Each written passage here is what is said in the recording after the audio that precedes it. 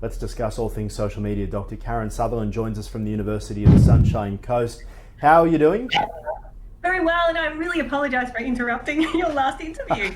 That's okay, you can drop in any time. Talk to us how business can try and survive during this coronavirus downturn, because it is pretty frightening for a lot of small and medium-sized businesses out there, large businesses as well. But when you've got people working from home, etc., there's all of that. But it's a real chance to, I suppose, engage with your community, given that people are hopefully becoming very understanding, unless you're a toilet paper business, to be able to get the message out as to what you're actually doing, how you might be affected or impacted. So what are some tips as to what business can do? Well, I guess, think about first, you have to put yourself in your customer's position. So if people are on lockdown at home, how can they still engage with your business, buy your products, things like that? Because you may need to try and change your operations somewhat. If you're not operating online yet, you may need to do that. If you're not able to deliver goods, you may need to think about that as well. But another thing to consider is, I'm not into, capitalizing on the situation. It's terrible.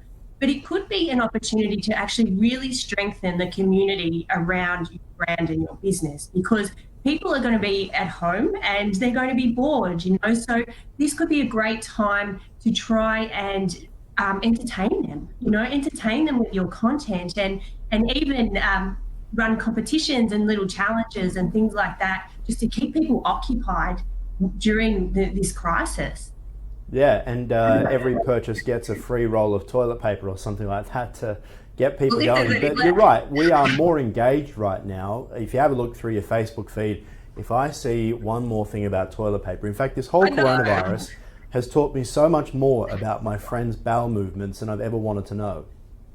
Yeah, I know. I can't understand it either. And the fact that we just keep seeing it and seeing this poor behaviour over things that, we don't even know why people are buying this. It's, as I could see there, like how people are just panicking and we don't even know the facts. The other I thing love that people are fighting to death to get toilet paper, which they need to be quarantined to avoid dying. It's crazy. And there are other cultures in the world who don't even use it, so they're probably looking at us going, "What are you doing?" Yeah, and I don't want to go visit those cultures, by the way. But it's not like life isn't going to end if there isn't any toilet paper. Let's just say that. Yeah, and it's interesting though that you're seeing the supermarkets, the major supermarkets, trying to use social media to get the message out.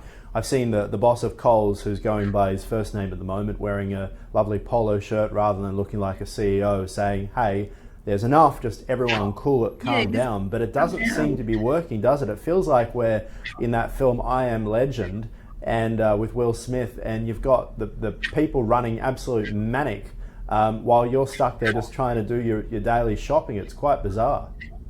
Yeah, there's a content creator, I can't remember his name, but I'll post it in the comments, where he actually went into the supermarket and was asking people, "Why are you buying so much toilet paper?" And they couldn't even give a straight answer. It was I don't think they really know why they're doing it either, but it's just this panic that they're supposed to and they need to. So it's really hard to explain. The other thing I'm funny, isn't it, when we talk about, the Australian people are good people, and then we roll this vision.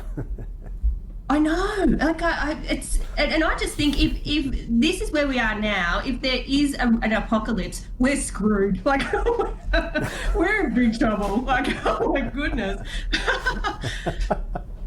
Imagine how we'll be if we're all locked in our houses for 2 weeks, what the situation will be and whether people will actually pay attention to it. Because of course in China, much easier to do some people have apparently been welded into their houses. The front door's been welded, so they're stuck inside, forced in. But that just won't work in a country like Australia, where essentially, we're pretty free and we'll get rid of our elected leaders before they get rid of us. In Italy is quite interesting though, where I've got friends who are over there who are posting saying that the whole thing's been blown out of proportion. You can't really leave the cities, but we're all in the city just going by our everyday business. And most people don't travel every day anyway. It's just a handful of business people and holiday makers. Probably 1% of your population travels, so it's not really impacting many of the cities. It's just that fear, isn't it? How can businesses try to overcome fear? Is there anything that social media can be used for, or is it just about taking it with good humour and taking it in your stride and understanding there will be people out there who will be panicking and the anxiety, their anxious levels are really being met by this crisis.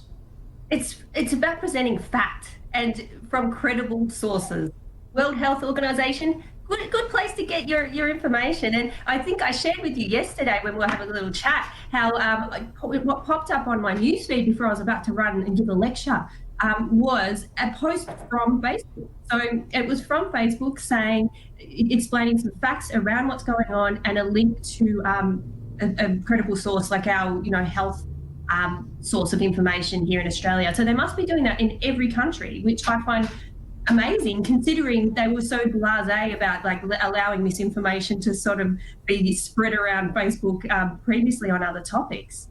So I think with businesses, if you can present facts, credible sources, that is the only thing that's going to combat this hysteria. Well, you're right. You did send me about the World Health Organization and just the fact that Facebook, and they're trying to get through this, of course, but people are still panicking. It's quite unbelievable that no matter, and it is actually a really good test, an experiment, if you will, a real life experiment to see that now social media has kind of come of age. They're doing what is meant to be the right thing by presenting credible and reliable information. But regardless of that, I think there is still just a deep distrust of organizations. I mean, even the World Health Organization themselves have been accused for colluding with China to actually play down the virus or not say how significant it actually was. So I think there's a lot of people out there who just struggle even if it's coming from a credible source.